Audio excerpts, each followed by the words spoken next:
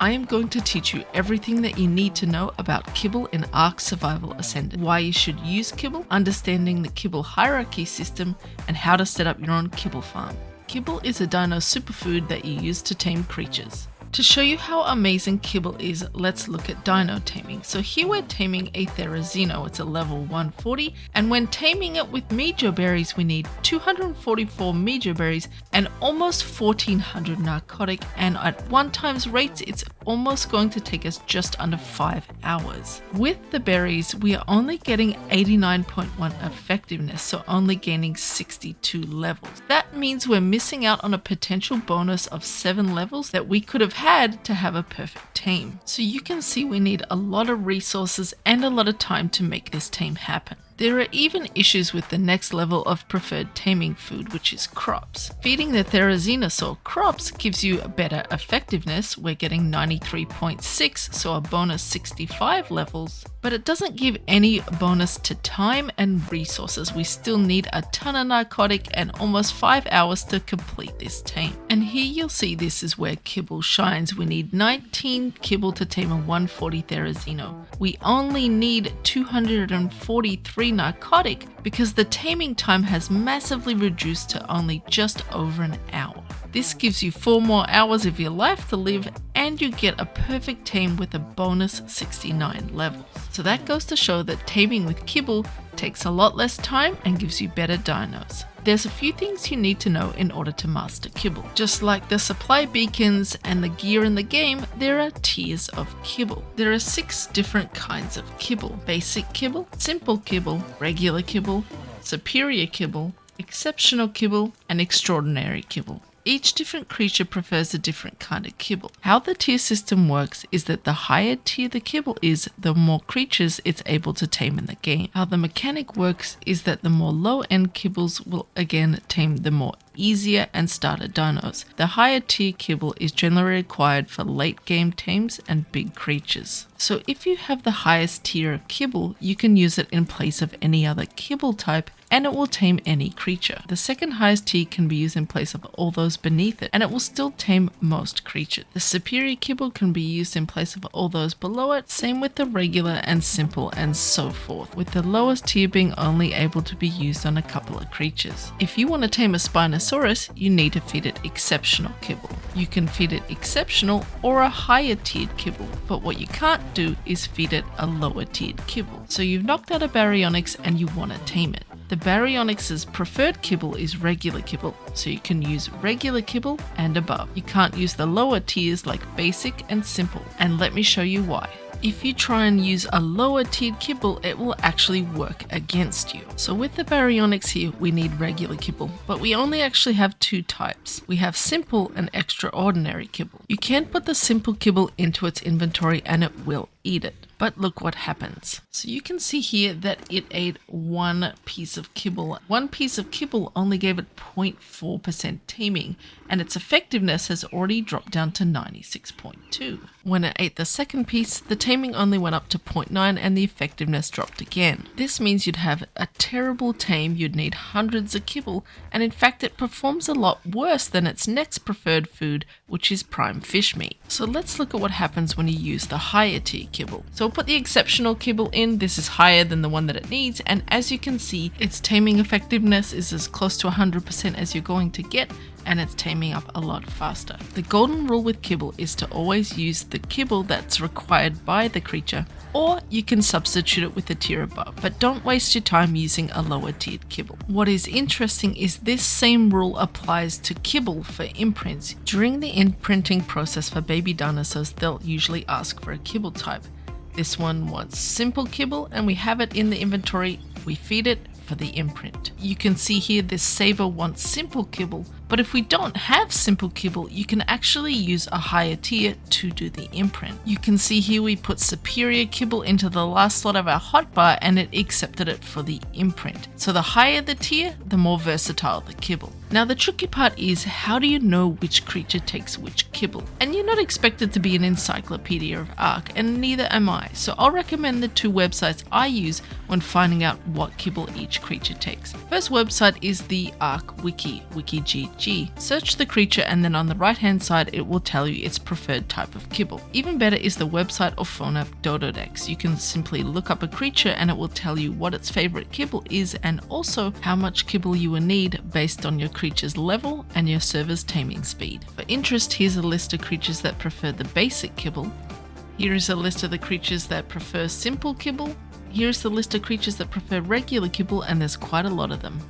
And here is another list of the creatures that like superior kibble, again quite a few creatures like this one. Exceptional kibble is preferred by some of Ark's biggest creatures, those under the water and those on the land as well. Only a small number of creatures require extraordinary kibble, but remember, this can be used to tame any dinosaur in the game. So now we know the benefits of kibble and understand the kibble hierarchy system. Now it's time to talk about the essential ingredient to kibble, which is dinosaur eggs, and how to set up a kibble farm. As well as eggs, kibbles often involve other ingredients such as crops, meat jerkies, honey, soups, or brews. While you are setting up your egg farm, I also highly recommend setting up a greenhouse farm for crops, putting your prime cooked meat and regular cooked meat into a preserving bin with spark powder and oil to make jerky, and taming a bee to get honey. I have some helpful guides for these and I'll put a link in the description below. But the essential ingredient present in all kibbles is dinosaur eggs. One of the first things that you'll need when setting up your eggs for kibble is an oviraptor. Taming an oviraptor is a reasonably simple process. You can bowler it and knock it out with tranks. The only thing that's tricky is the oviraptor needs eggs as a taming food, so make sure you have some available to you. You can pick them up from random dinos on the beach or grab a few from tames you already have at base. This creature will be your new best friend when it comes to collecting eggs. Let me show you its new abilities. The oviraptor has the ability of picking up both unfertilized and fertilized eggs in a certain area.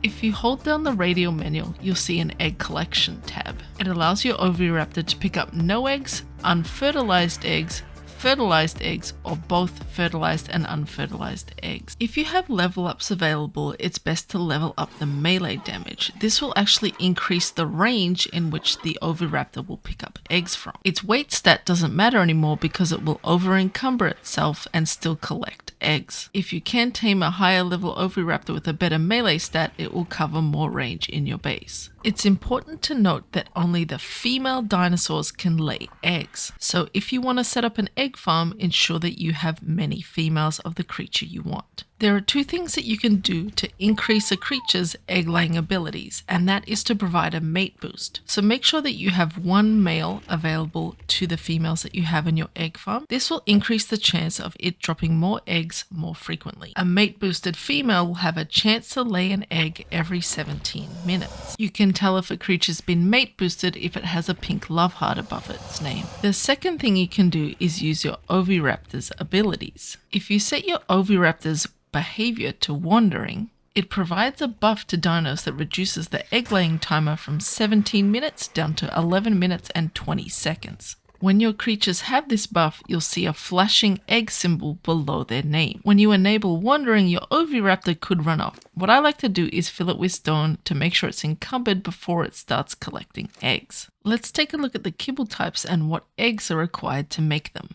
The eggs that are required for basic kibble are laid by these creatures here. My recommendation is to use the dodo. Dodos themselves have an incredibly high rate of egg laying compared to other creatures, and they're super easy to tame. The eggs required for simple kibble are laid by these creatures here. My recommendation would be to use pteranodons because everybody has them. Also, the oviraptor itself drops these eggs and will pick up its own eggs. A raptor would also be an okay choice. The eggs for regular kibble are dropped by these creatures here, and there's quite a lot of them. My recommendation for these would be the Ankylosaurus because everybody has them and everybody needs them for metal farming. These are the following creatures that drop the eggs required for superior kibble. My recommendations for this group would be the Argentavis because again everybody uses them in a game, And surprisingly, the moss chops drops large eggs, so these are another early game tame that many people use. These are the creatures that drop the eggs for the exceptional kibble. It's a small number of dinosaurs. The obvious choice here is a Rex or the Therizino because it's most likely you'll be breeding these for boss fights and have a bunch of them around your base already. These are the creatures that provide the special eggs that are required for extraordinary kibble. 4 of these are from creatures where you find their eggs on a map, and for the Hesperornis it has to be one of their golden eggs, which is a 1 in 5 chance. For most maps, the dino of choice here will be the Uteranus. If you are playing on a map where a Deinonychus is available, I highly recommend these because they're pretty easy to grab early game. I also use low-level wyvern eggs to make this kibble because otherwise there's no use for them. Kibble needs to be crafted in either the cooking pot or the industrial cooker. If you're cooking it in the cooking pot, you'll need fuel to light the fire, and in addition, you'll need water. You can use a water tap to fill up your canteen. You can also use water jars and water skins. Place your filled canteens or jars into the inventory of the cooking pot. All kibble recipes require fiber. The recipes are now available in the actual cooking pot under the folders, so if you go to Crafted, Kibbles, you'll see all of the recipes here. You can right click on the recipe and hit track, and you'll get the recipe pinned on the right hand side of your screen. If you're using controller, just click the left stick. The industrial cooker is already irrigated with water, so you won't need to add any to the recipe. I also strongly recommend disabling the autocraft, otherwise you may start to make dyes immediately when you turn the industrial cooker on. My advice to you to save you time is to focus on making the higher tiered kibbles. This is because they're way more versatile. They can be used to tame or imprint many more creatures. And as you progress further into the game, you're going to be wanting taming those high tier creatures anyway. So you won't really have much need for simple or basic kibbles. It may seem intimidating, but setting up an extraordinary kibble farm is not that hard. Uties can be a little tricky to tame, but you only need to tame low level ones. The low level ones drop eggs at the same rate as the high level ones. So tame up a bunch of low level, like level 15 female uties, grab a low level male, and have your oviraptor ready to pick up the eggs. That is everything that you need to know about kibble and my recommendations for starting a kibble farm. If you found this helpful in any way, subscribe to the channel for more videos just like this, and check out the description for more guides below. Thank you so much for watching.